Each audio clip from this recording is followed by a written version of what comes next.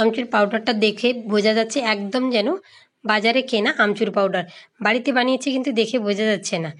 কিভাবে বানিয়েছি পুরো ভিডিওটা আপনারা দেখতে থাকুন। নমস্কার বন্ধুরা, আমি সুপ্রিয়া হাজির হয়ে গেছি আবার একটি নতুন রেসিপি নিয়ে। গ্যাস বা আগুন জ্বালানোর ঝামেলা ছাড়াই বাড়িতে বানিয়ে দেখাবো হোমমেড আমচুর পাউডার। আমচুর পাউডার কিন্তু আমরা অনেক রকম সবজি, পকোড়া, বিভিন্ন জিনিসে আমরা ব্যবহার করে থাকি রান্নার ক্ষেত্রে। সেটা যদি বাজার থেকে না কিনে আমরা যদি নিজেরা বাড়িতে বানিয়ে ফেলি তাহলে খুব ভালো হয় না? একদম কম খরচে আমরা বানিয়ে নিতে পারবো। তার জন্য এখানে নিয়েছি আমি 3টে আম। আমটাকে কিন্তু আমি ওজন করে নিই, আমাদের বাগানের গাছের আম। আপনারা চাইলে যেমন খুশি মাপের আম নিয়ে এটা বানিয়ে সারা বছর জুড়ে সংরক্ষণ করে রাখতে পারেন, কোনোভাবে নষ্ট হবে না।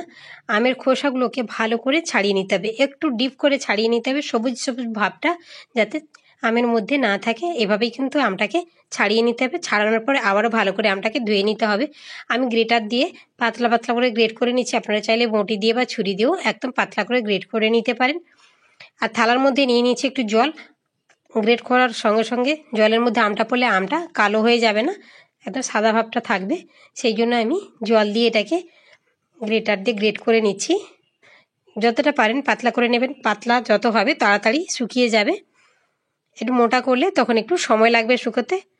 আপনারা যেমন খুশিভাবে আপনারা এটাকে কেটে নিতে পারেন। কেটে ধুয়ে ভালো করে পরিষ্কার করে নিতে হবে যাতে কোনো রকম কোনো ময়লা এর মধ্যে না থাকে, কারণ এটা সরাসরি গুঁড়ো করে আমরা রান্নার কাজে ব্যবহার করব। সেই জন্য এর মধ্যে যাতে কোনো রকম নোংরা না থাকে সেটা কিন্তু খেয়াল রাখতে হবে।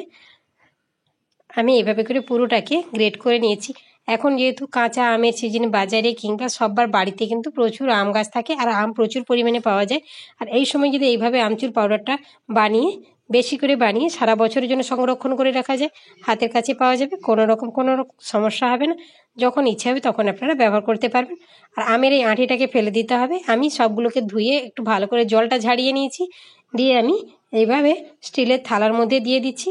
প্রথম দিন আমি একটু মোটা করে দিয়ে দিলাম, এটাকে দ্বিতীয় দিন আবার একটু পাতলা করে ছড়িয়ে দিতে হবে। 2 থেকে 3টে থালার মধ্যে দিয়ে একে চড়া রোদে 3 দিন রোদে দিলে কিন্তু সুন্দরভাবে শুকিয়ে যাবে। আর এটা কিন্তু খুব ভালো করে শুকোতে হবে, তবেই কিন্তু বেশি দিন পর্যন্ত এটা থাকবে, না হলে কিন্তু নষ্ট হয়ে যাবে। একটুও কিন্তু এর মধ্যে রস থাকলে আমচুর পাউডারটা কোনো মতেই হবে না। আওয়াজ শুনেই বুঝতেই পারছেন কতটা মুচমুচে হয়েছে। এভাবেই কিন্তু মুচমুচে করে এটাকে শুকিয়ে নিতে হবে। আমার এটা সময় লেগেছে 3 দিন। আপনারা যেমনভাবে কাটবেন সেই হিসাবেই কিন্তু এটা সময় নেবে শুকোতে। এগুলোকে আমি মিক্সিং জারের মধ্যে নিয়ে নিচ্ছি। মিক্সিং জারের মধ্যে দিয়ে মিহি করে গুঁড়ো করে নিতে হবে। আমার এরকম নতুন নতুন রেসিপিগুলো আপনাদের ভালো লেগে থাকলে প্লিজ লাইক, কমেন্ট, শেয়ার করবেন। আর আমার চ্যানেলের নতুন বন্ধু হলে চ্যানেলটিকে অবশ্যই সাবস্ক্রাইব করে পাশে থাকবেন। দেখুন গুঁড়ো করে নিয়েছি মিক্সিতে। এটা যে কোনো সবজি বা পকোড়া, বিভিন্ন জিনিসে আপনারা ব্যবহার করতে পারবো সরাসরি। দেখুন কত সুন্দর হয়েছে, দেখে কিন্তু কেউ বলবে না যে এটা বাড়িতে বানানো হয়েছে। দেখে কিন্তু মনে হচ্ছে যেন একদম বাজারের কেনা আমচুর পাউডার।